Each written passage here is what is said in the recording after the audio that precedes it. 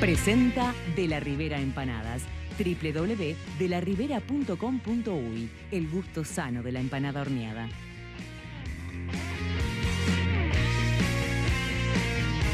Estamos amigos con la doctora Cecilia Vega, es abogada, es directora de la Oficina de Supervisión de Libertad Asistida, OSLA, del Ministerio del Interior. Cómo funciona esta Oficina de Supervisión de Libertad Asistida y cómo cambió su funcionamiento a raíz del nuevo Código Penal, eran temas que estábamos tratando en el bloque anterior. Y yo le decía, desde que comienza el nuevo Código, ustedes están teniendo más personas que atender, con las que trabajar. Y usted me decía, hay una ley que es anterior, que fue la que nos detonó a nosotros. Claro, lo que yo decía era que la ley 19.446 fue la que a nosotros nos incrementó bastante el trabajo, porque es la que dispone la libertad vigilada y la libertad vigilada intensiva, que es casos para determinadas situaciones, la persona en vez de ir a la cárcel cumple el mismo tiempo que debería haber estado preso, lo cumple en libertad, pero en libertad con ciertas condiciones, ¿no? Eso fue anterior al Código de Procedimiento Penal. Eso fue anterior al Código de Procedimiento Penal. De cualquier manera, sí se nos incrementaron otras medidas, por ejemplo, las prisiones domiciliarias, que nosotros teníamos alrededor de 100 más o menos, porque antes la prisión domiciliaria solamente se podía imponer en determinadas situaciones, en el caso de las mujeres embarazadas, en el último tercio del embarazo y los primeros 3 meses, personas muy mayores y por enfermedad. Ahora no, entonces eso nos incrementó también al doble las prisiones domiciliarias. Doctora, ¿y frecuentemente mienten las personas para entrar en un régimen como el que asisten ustedes? Bueno, nosotros no estamos en ese momento en la audiencia, ustedes, ¿no? Entonces, eso es algo que no constatan. Lo que nosotros sí podemos constatar, que es lo que yo he dicho en algunas oportunidades, es que, por ejemplo, en los casos de la tobillera, ¿no? Que nosotros necesitamos que la persona cumpla determinadas condiciones, la vivienda tenga determinadas condiciones, por ejemplo, que tenga la luz. Entonces, en esos casos, a veces en la audiencia se le pregunta si tiene luz y la persona en realidad dice que sí. Pero a veces puede ser incluso hasta por ignorancia. Tienen luz, no saben si se paga o no se paga porque la casa no es suya o porque vive de agregado. Y bueno, entonces ahí es donde nosotros constatamos que no nos dicen, sí, la persona dijo que tiene luz, todo, bueno, bárbaro, vamos, y ahí constatamos que no. Entonces, bueno, todo para atrás, porque ahí hay que avisar al juez, al fiscal, informarles que esa medida, así como ellos la dispusieron, nosotros no la podemos cumplir. ¿Y en el mientras tanto dónde está la persona? En el mientras tanto, en general, está en la seccional policial que lo tiene, ¿no? Nosotros nos hacemos cargo de la persona cuando podemos o instalarle la tobillera o hacerle el ingreso realmente a la prisión domiciliaria, mientras está como en el juzgado o en la seccional, en general en la seccional. En los últimos días ustedes han sido visibilizados como noticia a raíz de una banda que operaba, quizás la categorización no sea la más estricta, pero bueno, un grupo de personas que estaba en una asociación para delinquir e inclusive generar homicidios, y de la que ya se supone hasta ahora que se han comprobado 3 homicidios. Una de esas personas debía estar en su casa en libertad vigilada con tobillera. Se constató cuando ustedes lo fueron a buscar varias veces que la persona no estaba, pero antes no le pudieron poner la tobillera. ¿Qué falló en esa cadena, doctora? Lo que pasó ahí en ese caso es que esa persona ingresa con nosotros en el mes de mayo, a fines del mes de mayo del año pasado, ¿no? Del año 2018, con una medida cautelar de prisión domiciliaria con tobillera. ¿Qué es una medida cautelar? Es una medida que el juez toma mientras se dilucida el proceso, ¿no? Por cautela, dice, este señor no se puede mover de su casa. Claro, como no hay sentencia. Ahí está. Mientras yo hago el procedimiento, usted no se me mueve de ahí. Digo, perdón. Bueno, sí. Algo así. Claro, algo así. La persona debía estar durante 4 meses, fue el tiempo que se nos dispuso la medida cautelar, o sea, del 31 de mayo hasta el 26 o 28 de septiembre era la medida que tenía esa persona con nosotros. Le hicimos el ingreso, era en principio con tobillera, nosotros constatamos que no se podía por todo esto, el contador de la luz y demás. Entonces, cuando hicimos la comunicación al fiscal, se nos dice que, bueno, que igualmente se mantenga la medida de la prisión domiciliaria, pero que se controle por planilla, que le llamamos nosotros, que es los controles aleatorios. O sea, van los supervisores nuestros, van a la casa de las personas y constatan que la persona efectivamente esté. ¿Sus supervisores son policías? Exactamente. O sea, va la policía a comprobar si esa persona está en su casa. ¿Fueron? Sí, claro.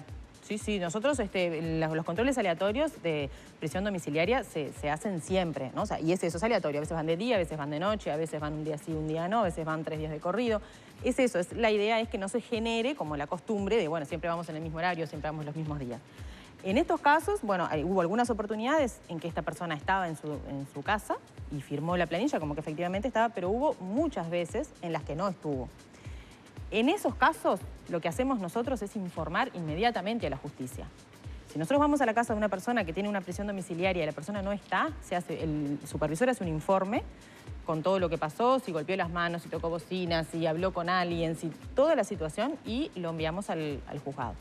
En este caso, nosotros enviamos 11 incumplimientos de esta persona. Todas las veces que los supervisores fueron, no estaba en la casa. En determinado momento recibimos... Perdón, la mandan inmediatamente de tal manera que... al otro día en general. Al juez, a la jueza. Exacto. No es que se lo mandan al fin del mes y no, pudo haberse quedado entreverado con algún otro trámite. No, o sea, nunca es el mismo día, porque bueno, los supervisores traen todo. Es bueno, una comunicación inmediata. Sí, es relativamente inmediata. Si no es al otro día, es a los 2 días si fuera fin de semana, pero sí, tiene esa regularidad. Nosotros recibimos al tiempo una solicitud... ¿Y por qué era que esta persona estaba con esa...? Se lo estaba investigando, en este caso, cuando él ingresa con nosotros, se lo investigaba por la desaparición del compañero de este otro muchacho, Federico creo que era, que hasta ese momento no se sabía que había sido un homicidio, ¿no? Eso todo se decidió ahora. Alguien que se buscaba y que aparece en todas las fotos con una camiseta de Peñarol. Ahí está. Muchacho los últimos datos que se conocían era que le había dicho a una persona que iba a encontrarse con una joven. No, sí, bueno, yo no tengo los detalles en realidad. Perdón, capaz que estoy interfiriendo. Yo creo, claro, habían varias, con él fueron varias situaciones. Ajá. Yo, en esta situación, yo lo que recuerdo del caso es que él estaba con nosotros porque había desaparecido un compañero de él de trabajo. Claro. No recuerdo si era esa o no, pero bueno, la realidad fue esa. O sea, él estuvo con nosotros informamos previo a que la medida termine, en agosto, la medida terminaba en septiembre, en agosto el Poder Judicial nos pide, supongo que a raíz de los incumplimientos que habíamos mandado o no, nos pide que conduzcamos a esa persona a una audiencia. Claro, ahí va, porque las prisiones domiciliarias los conducimos nosotros a todos lados. Bueno, nuevamente informamos al Poder Judicial, no pudimos llevarlo porque evidentemente no estaba en la casa. Entonces ahí el Poder Judicial nos informa que había librado una orden de detención contra esa persona. Por eso, bueno, pues seguimos yendo de cualquier forma, más allá de la orden de detención, pero, bueno, a partir de ahí, nunca más. El 26 de septiembre finalizaba la medida con nosotros y él en diciembre comete esta persona este nuevo delito. El crimen del... Claro, o sea que él no estaba, claro, de cualquier manera, lo que yo siempre trato de aclarar es que en el momento en que cometió el homicidio no estaba en prisión domiciliaria, o sea, no estaba sujeto a esa medida, él en realidad estaba libre en ese momento. Pero estaba prófugo. Claro, sí, porque había una orden de detención. Claro, ya tenía una orden de detención que había sido el corolario de varias notificaciones que ustedes habían hecho diciendo este señor no está en la casa donde tiene que estar, y esas notificaciones se hacen al juez o al fiscal, o a la jueza o a la fiscalía. Bueno, nosotros en este caso informamos a varios lugares. Nos informamos tanto al fiscal, que el que correspondía por turno, como al juzgado. O sea, en total hicimos, previo a esa solicitud de conducción que recibimos, hicimos, creo que sí eran 11 o 12 horas, no recuerdo. Bien, no importa. El número, pero bueno, fueron una cantidad importante de comunicaciones de incumplimiento, ¿no? Hasta ese caso. Pero bueno, lo importante también es que hasta el momento, si bien él tenía orden de detención, en ese momento no estaba bajo nuestro régimen, o sea, ya no lo estábamos controlando, ¿no? Eso es importante lo que dice porque la gente, no quiero ni pensar en la familia, ¿no?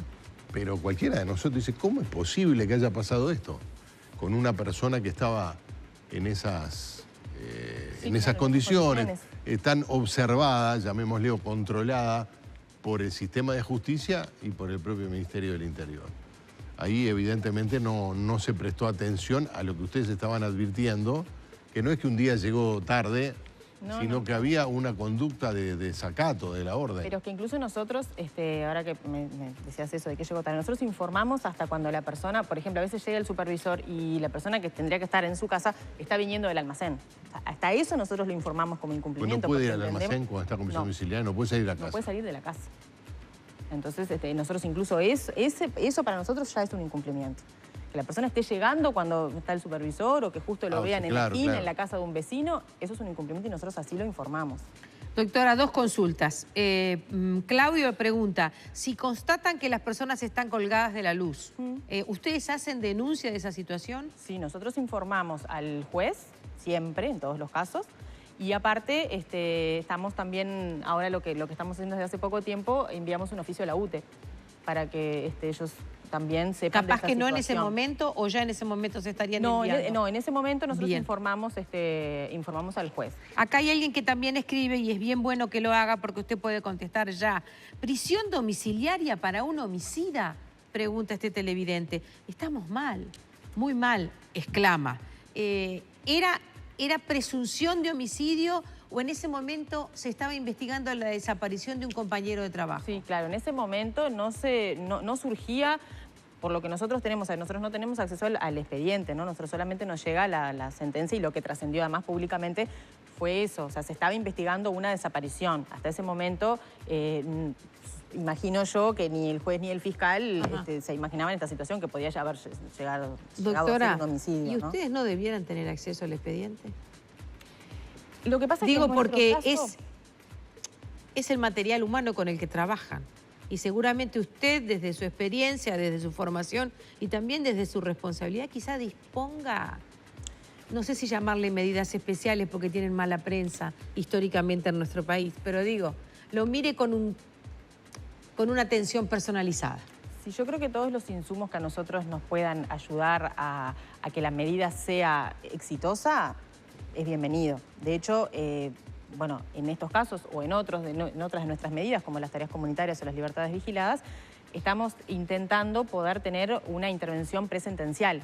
¿Qué significa esto? Que nosotros podamos estar antes de que el juez defina realmente la medida, porque hasta este momento nosotros actuamos siempre posteriormente. Nosotros recibimos la orden y tenemos que actuar. Estemos o no de acuerdo, nos parezca que la persona, pero esta persona no va a sostener una tarea comunitaria. Bueno, pero el juez lo decidió así. Nosotros tenemos que proceder de acuerdo a la orden judicial. Entendemos que puede llegar a ser muy útil que nosotros podamos estar antes, ¿no? Hacer esa intervención previa, es decir, consideramos nosotros desde nuestro punto de vista técnico que esta persona no va a sostener esta medida. Ahora, ustedes reportan, miren, señor juez, que le habrán avisado, mire que no tiene contador de UTE, no le podemos poner la tobillera. ¿Ustedes eso lo informaron? Sí, eso sí se informa inmediatamente. Eso no lo pueden resolver ustedes, en vez de tobillera lo atamos a un árbol, lo dejamos, lo llevamos no, porque para acá. incluso el juez puede definir, bueno, que vaya a la cárcel. Claro, exacto, como no puede cumplir la medida alternativa. ¿Y en este caso también informaron? Sí, por supuesto. Sí, porque nosotros no podemos... ¿Y cuál fue la respuesta, doctora? Que se lo controlara sin tobillera. Normalmente, digamos, claro, como hacemos con todo el resto. O sea, nosotros en este momento de las 210 más o menos prisiones domiciliarias que tenemos, prisiones y arrestos, 35 son con tobillera. O sea, es un porcentaje bastante menor. La mayoría se controlan personalmente. Doctora, gracias por venir hoy.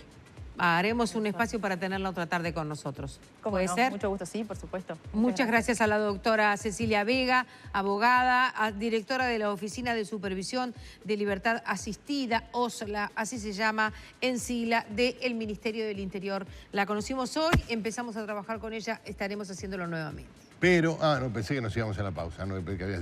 Antes tengo que escucharlo.